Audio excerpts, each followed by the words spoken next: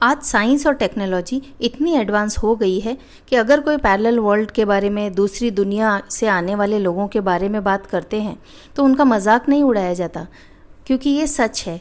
Actually ये possible है। तो आज मैं ऐसी ही एक स्टोरी लाई हूँ जो मुझे पर्सनली बहुत फैसिनेटिंग लगी। तो चलिए शुरू करते हैं।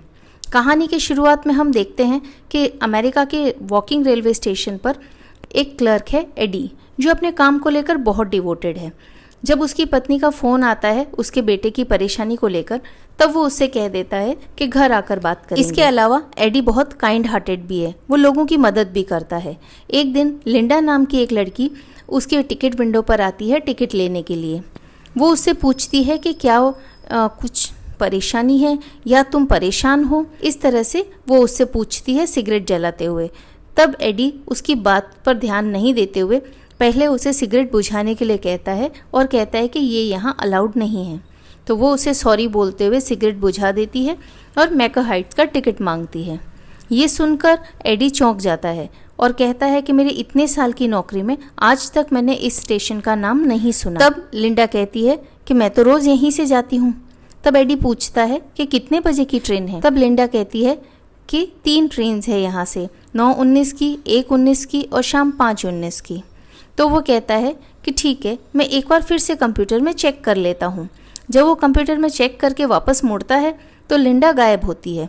तो वो चौंक जाता है, एक बार का डर भी जाता है। ये बात वो अपने फ्रेंड चार्ल्स को बताता है, लेकिन चार्ल्स उसकी बात का मजाक उड़ाते हुए कहता है कि अब तुम बूढ़े हो रहे हो, इसलिए तुम्हारी याददाश्त भी कमज़ोर होती जा रही है। और इस पर एडी भी हंसकर चला जाता है। रात में जब वो घर जाता है तो पहले से ही वहाँ पुलिस आई होती है सैम की कंप्लेन लेकर। पुलिस इंस्पेक्टर बताता है कि सैम ने अपनी गर्लफ्रेंड को मारा है और उसकी गर्लफ्रेंड ने उसके खिलाफ रिपोर्ट लिखवाई है। तब इंस्पेक्टर से माफ़ी मांगता है और कहता है कि अब इसके बाद ऐसा कभी नहीं होगा। इंस्पेक्टर फाइनल वार्निंग देके चला जाता है। तब एडी उससे पूछता है कि तुम्हें इतना गुस्सा क्यों आता है। सैम कहता है कि क्या पता, मुझे भी इस बारे में कुछ समझ नहीं आता। अगले दिन फिर लिंडा आती है और मैकर हाइट्स का टिकट मांगती है। इस बार एडी उसे अंदर बुलाता है, कुर्सी पर बिठाता है और चार्ल्स को बुलाता है। फिर चार्ल्स और वो दोनों फिर से उससे सवाल करते हैं। तब वो सेम वही जवाब देती है जो उसने पिछले दिन दिया था। इसके अलावा चार्ल्स उससे पूछता है कितने मिनट में आ जाता है तुम्हारा ये स्टेशन। तब वो बताती है 28 मिनट्स में मेरा स्टेशन आ जाता है। उसके बाद चार्ल्स पूछता है कि तुम्हारी इस जगह पर लोग रहते हैं। तब वो बताती है कि हाँ, 5000 लोग रहते हैं। तो वो दोनों कंप्यूटर में फिर से देखने लगते हैं और फिर मुड़ते हैं तो लिंडा गायब रहती है। इस बार चार्ल्स भी चौंक जाता है, लेकिन एडी की क्यूरोसिटी बढ़ जाती है। अगले दिन एडी स्टेशन पहुंचता है, उसकी क्यूरोसिटी बरकरार थी।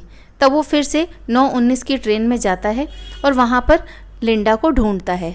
तभी एक आदमी उससे पूछता है कि आज आपकी टिकट चेकिंग की ड्यूटी लगी है क्या। तब वो मना करता है और वो उतर जाता है क्योंकि उसे लिंडा कहीं नजर नहीं आती। फिर शाम को जब वो घर पहुंचता है तो नज़ारा कुछ और ही होता है।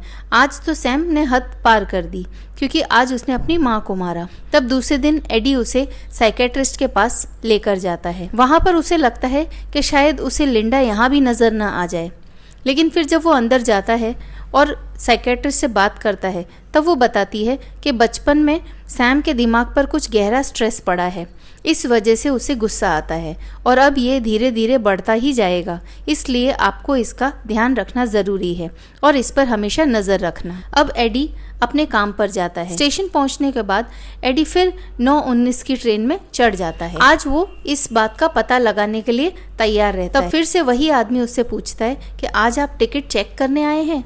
तब वो उससे कहता है कि नहीं, आज मैं खुद पैसेंजर बनकर आया हूँ। और फिर उसे याद आता है कि लिंडा ने कहा था कि 28 मिनट्स मेरा स्टेशन आ जाता है।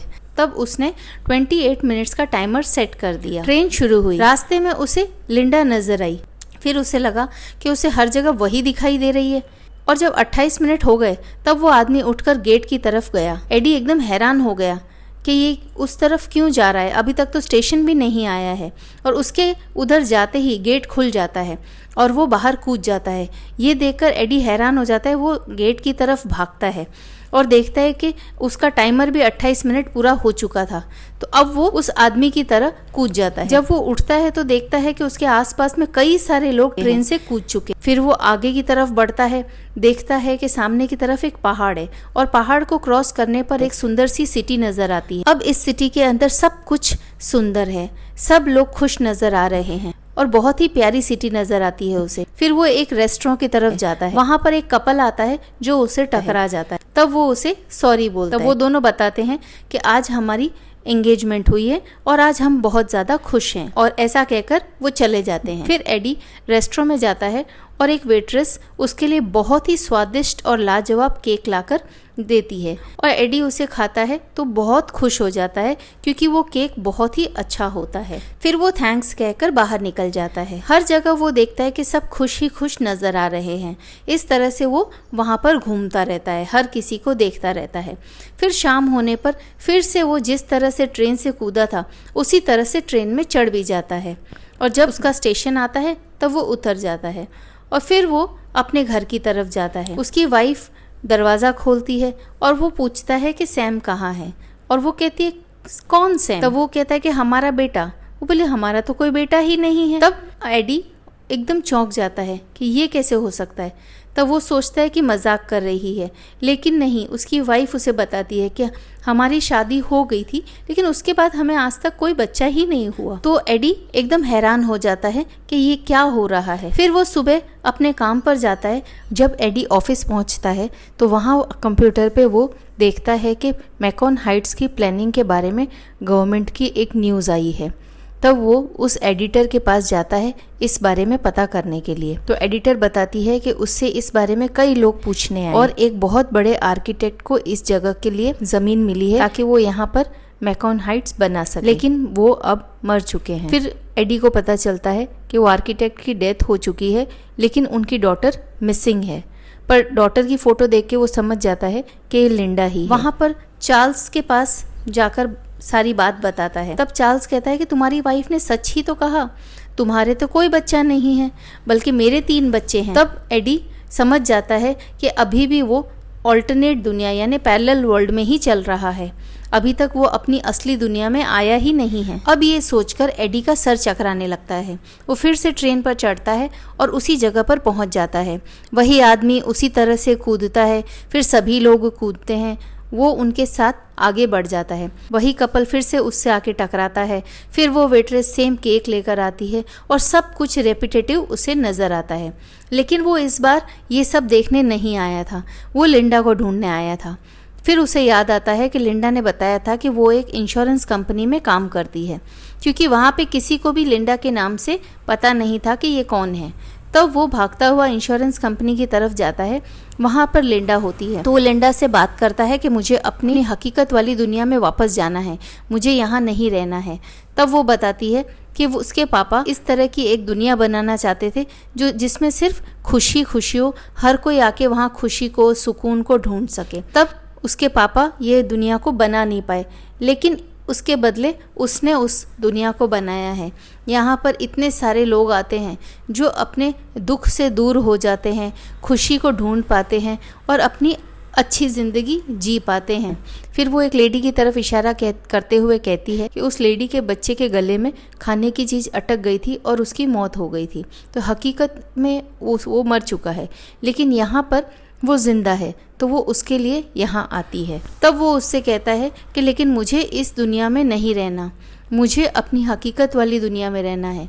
तब वो उसे बताती है कि तुम्हारे बेटे सैम ने बहुत ज़्यादा दुख दिया है। तो वो कहता है कि मुझे उससे कोई फ़र्क नहीं पड़ता, वो मेरा बेटा है, अब कैसा भी है वो मेरा बेटा है। तब वो उसे बताती है कि आगे जाके उसकी वजह से तुम्हें बहुत बड़ा दुख होने वाला है, इसलिए तुम मत जाओ, यहीं पर रह जाओ। तब वो मानता नहीं है। तब वो फिर से एक बार उसे सोचने के लिए कहती है, लेकिन वो नहीं मानता। तब वो बोलती है ठीक है, एक बार तुम गए तो फिर नहीं आ पाओगे। वो बोलती है ठीक है, अगली ट्रेन में तुम चले जाना। फिर वो अगली ट्रेन में जाता है। एडी जब ट्रेन में वापस चढ़ रहा होता है तब वो आदमी उससे कहता है कि मैं भी अपने दुख से छुटकारा पाने के लिए यहाँ आया, लेकिन अब मेरी इतनी हिम्मत नहीं है कि मैं वापस जा सकूं। तुम बड़े हिम्मत वाले हो कि हकीकत का सामना करना चाहते हो और वापस भी जा रहे हो, काश मुझ में भी तुम्हारे जितनी हिम्मत होती। फिर वो अगली ट्रेन में चढ़ता है और स्टेशन पर उतर जाता है। फिर अपने घर जाता है। वहाँ पर उसका बेटा सैम दरवाज़ा खोलता है और उसे देखते ही वो बहुत बहुत ज़्यादा खुश हो जाता है और यहाँ पर कहानी ख़त्म हो जाती है। इस तरह की कहानी जिसका एंडिंग क्लियर ना हो उसे ओपन एंडिंग मूवीज़ या ओपन एंडिंग स्टोरीज़ कहते हैं। तो यहाँ पर जो मेकर्स होते हैं वो ऑडियंस के ऊपर छोड़ देते हैं, वो जिस तरह से सोचना चाहें वैसे इसका एंडिंग सोच सकते हैं। मेरे हिसाब से जिस तरह से लिंडा ने कहा कि बहुत बड़ा दुख मिलने वाला है, तो इस तरह से हो सकता है कि सैम ने अपनी माँ को मार दिया हो और वो अब मर चुकी है और अब सैम और एडी ही बच गए हों। ये तो हुई मेरी बात, आपकी क्या राय है कमेंट सेक्शन में ज़रूर बताइएगा। और वीडियो पसंद आए तो एक लाइक तो बनता है, और हाँ, जाने से पहले सब्सक्राइब करना ना भूलें। तो मिलते हैं नेक्स्ट वीडियो में, तब तक के लिए थैंक यू, बाय बाय।